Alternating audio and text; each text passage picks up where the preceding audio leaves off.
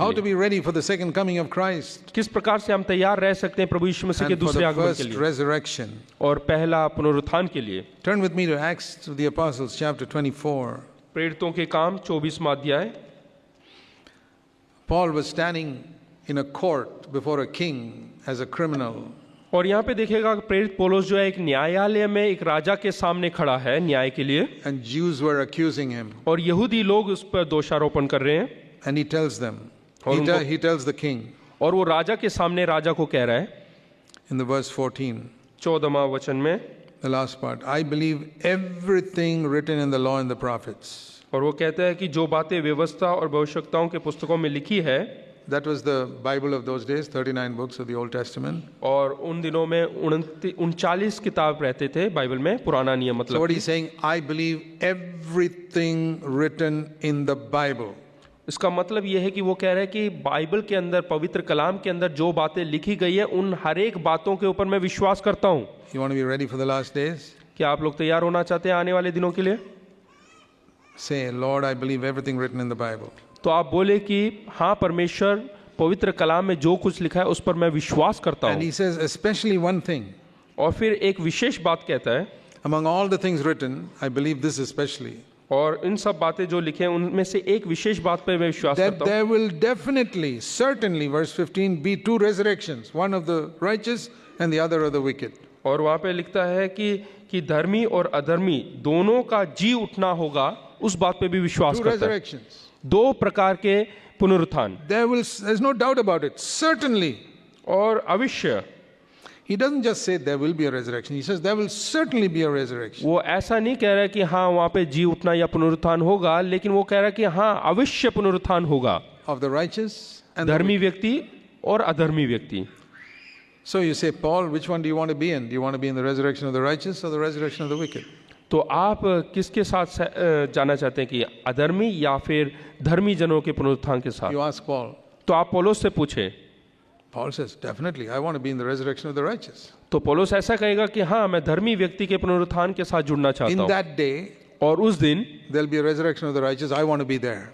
और धर्मी व्यक्तियों का पुनरुत्थान होगा, और उस दिन मैं अवश्य जी उठना And चाहता so हूँ। you say, Paul, how are you going to make sure you're going to be in that resurrection? हाँ, आपको किस प्रकार से भरोसा है कि आप उस दिन पुनरुत्थान होंगे? Today, if you ask people, how you'll make sure you'll be in the first resurrection? आप अगर जो आज लोगों से पूछे कि आपको किस प्रकार से भरोसा है कि धर्मी जनों के जी उठने के साथ आप भी जी उठेंगे, They say, well, I accepted Christ some years ago. तो वो बोलेंगे कि मैंने प्रभु यीशु मसीह को कुछ साल पहले अपने So I'll जीवन definitely be in में that resurrection. स्वीकार किया, So I'll definitely be in that resurrection. तो इसलिए अवश्य मैं भी जी उठूंगा।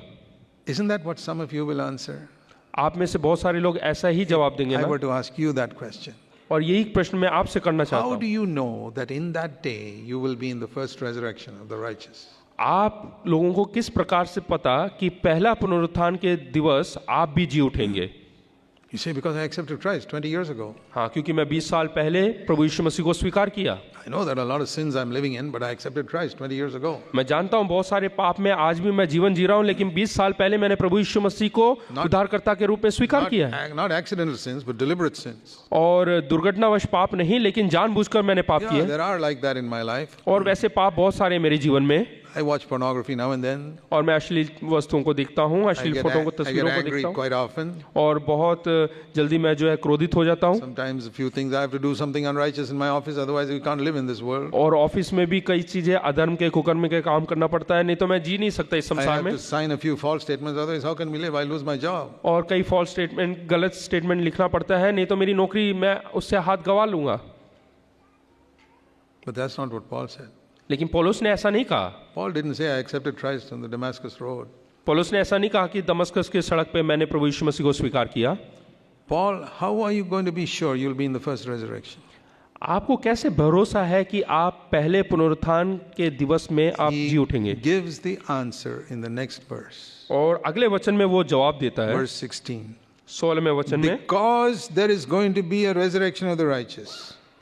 हाँ, इससे कि क्योंकि उस दिन जो है पुनरुत्थान होगा, जीवित उठेंगे, I do my best to always maintain a blameless conscience before God and before men. क्योंकि मैं आप यत्न करता हूं कि परमेश्वर और मनुष्यों के सामने मेरा विवेक सदा निर्दोष रहे। He doesn't just say, I keep a good conscience. He says, I do my best to keep a good conscience. वो ऐसा नहीं कहता कि मैं अच्छा विवेक रखता हूं, वो बोलता है कि मैं पूरा यत्न करता हूं एक निर्दोष विवेक के साथ रहने What के does it लिए। mean to do my best?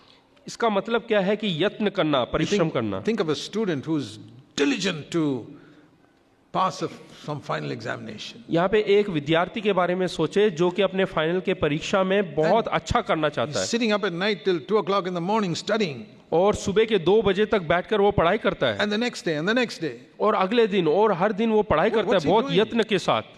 He's doing his best to come first in the class. वो क्या कर रहा है? वो पूरा यत्न कर रहा है कि अपने परीक्षा में वो सबसे उत्तीर्ण आए। Or think of this businessman who's already made so much money. या उस व्यापारी के बारे में सोचे जिसने बहुत पैसा इकट्ठा कर लिया And he wants to expand his business here and there in other cities. और वो अपना व्यवसाय को और बढ़ाना चाहता है अलग अलग शहरों में। He's doing his best to expand his business. और वो अपना पूरा यत्न कर रहा, मेहनत कर रहा है कि अपने व्यापार को बढ़ाए। Many entertainments other people have time for, he has no time for. और बहुत सारे मनोरंजन के चीजों के लिए समय दूसरे लोग गवाते हैं, लेकिन ये बिल्कुल नहीं गवाता। That student who wants to come first in the class, he has no time to go around playing games because the examination is coming next week. और वो विद्यार्थी जिसके जीवन में अभी परीक्षा आने वाला है, वो बिल्कुल समय इधर उधर नहीं गवाता और पढ़ाई करता है।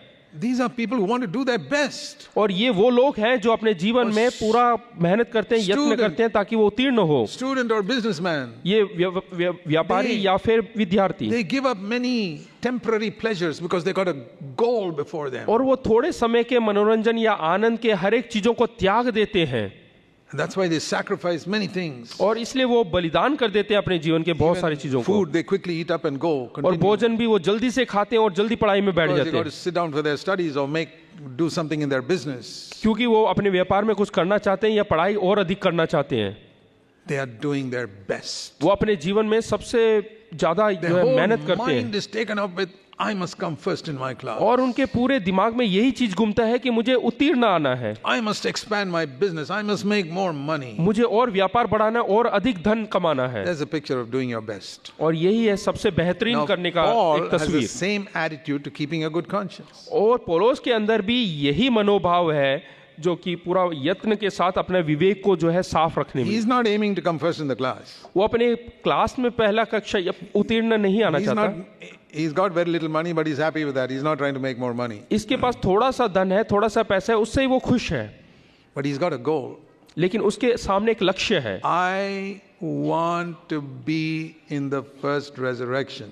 कि मैं पहले पुनरुत्थान के दिवस में जी उठना चाहता The हूँ, resurrection of the righteous. जब धर्मी लोग जीवित And उठेंगे। in that day, I want to stand before my Lord who died for me. और उस दिन मैं जी उठना चाहता हूँ अपने प्रभु यीशु मसीह के सामने जो मेरे पापों के लिए मरा।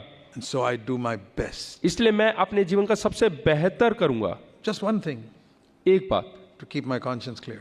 कि मुझे अपना विवेक साफ सुथरा For रखना है, God- निर्दोष रखना है, And before men. मनुष्यों के सामने, परमेश्वर के सामने।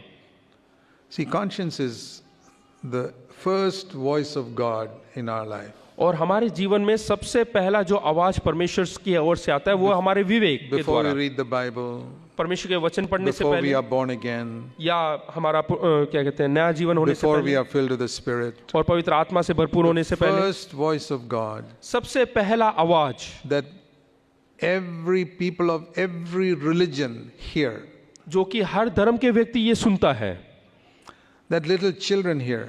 और बच्चे भी सुनते हैं। A little 3-year-old has got a conscience. और 3 साल के बच्चे के अंदर भी विवेक है। It knows when it did something that mommy told her not to do, he knows he did something wrong. और वो जानते हैं कि उन्होंने कुछ गलती की है, मम्मी ने मना किया और उसके बावजूद किया करके। And you can see the guilt on the face. और जो दोष है वो उनके चेहरे पे हम नजर देख सकते हैं। When mommy asks, did you do that? और मम्मी माता जी पूछेंगे क्या तुमने ये किया, Without answering itself, you can see the guilt on that 3-year-old's face. और बगैर जो है जवाब दिए ही हम उनके चेहरे से पहचान जाते हैं, Whichever religion he may be. चाहे कोई भी धर्म के क्यों ना हो। You know what that is? इसका अर्थ क्या है? Conscience. हमारा विवेक Making that child feel guilty. हाँ, वो जो विवेक है वो उसको दोषारोपण करता है और इससे वो दोषी ठहराता है अपने I आप को did what mummy told me not to do. कि मैंने गलत काम किया है जो कि मेरी मम्मी ने मना किया था। And when mummy asked me, I told a lie. और मम्मी ने जब मुझसे पूछा मैंने झूठ बोला। But you can see on his face, और उसके चेहरे में देख सकते हैं, he's telling a lie, but his whole face is saying, I'm telling a lie.